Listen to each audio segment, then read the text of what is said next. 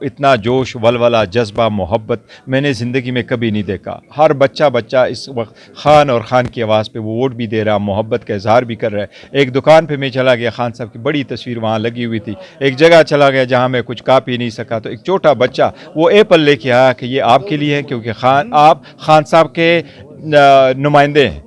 इतनी मोहब्बत मैंने कहीं भी नहीं देखी, इससे बढ़कर कोई मोहब्बत नहीं हो सकती। जितने ये लोग कोशिश कर रहे हैं कि खान साहब को जेल में अंदर रख के शायद लोगों की मोहब्बत कम हो जाएगी, वो बढ़ती जा रही है। ये अल्लाह ताला की बड़ी करम नवाजी है और इंशाल्लाह बढ़ती जाएगी। बेट का निशान नहीं है, मुश्किल नहीं होगा इलेक्शन में? अगर बेट का निशान होता तो फिर देखो, बेट का निशान होता तो और सूरत हाल होती, वो लोगों की एक मोहब्बत और उमंगों की तर्जुमानी करने वाला निशान है। लेकिन अगर निशान है या नहीं है, लोग खान साहब की तस्वीर देख करके इंशाल्लाह ताला उसके इशारे से वोट देते हैं, सारे पॉलिटिकल पार्टी तैयारियों पे। लेकिन इस बात पे ज़रूर इतराज़ है कि इलेक्शन कमीशन ने हमेशा हमें डिस्क्रिमिनेट किया है, हमें न वो लेवल प्लेइंग फील्ड दिए जो देने चाहिए थी। हमारा जज जो लिया हुआ हमसे बल्ला, वो भी एक साजिश के तहत हमसे बल्ला लिया गया है। और जो बाकी हमारे इलेक्शन कमीशन ने देखा, हमारे प्रपोजर सिकंदर को रोका गया, इलेक्शन कमीशन ने कुछ नहीं किया। हमारे कागजात नामजदगी लिए गए, इलेक्शन कमीशन ने कुछ भी नहीं किया। हमारे कैंडिडेट को कैंपेन में जितना प्रॉब्लम अभी पंजाब में आ रहा है, जिन लोगों को बिठवाया गया उनको रिटायरमेंट करवाई गई। कराची में देखो जिस तरह हुआ है,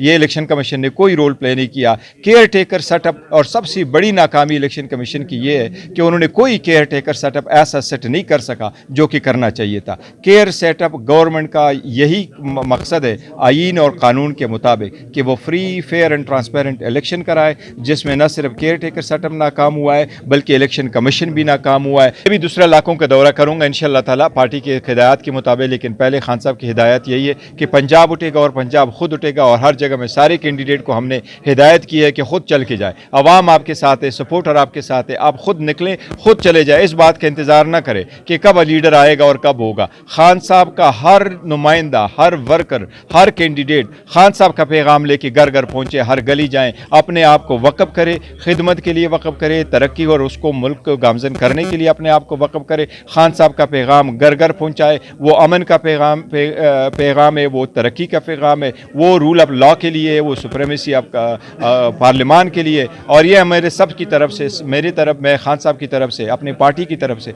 सारे कैंडिडेट को रिक्वेस्ट करता हूँ कि हर गली में जाके अपना कैंपेन शुरू करें, खुद शुरू करें, के निशानात को वाजे करें, ताकि हमारे वोटर, सपोर्टर और हमारे वर्कर अपने निशानात को पहचानें, चाहे वो नेशनल के हैं, चाहे वो प्रोविंशियल के।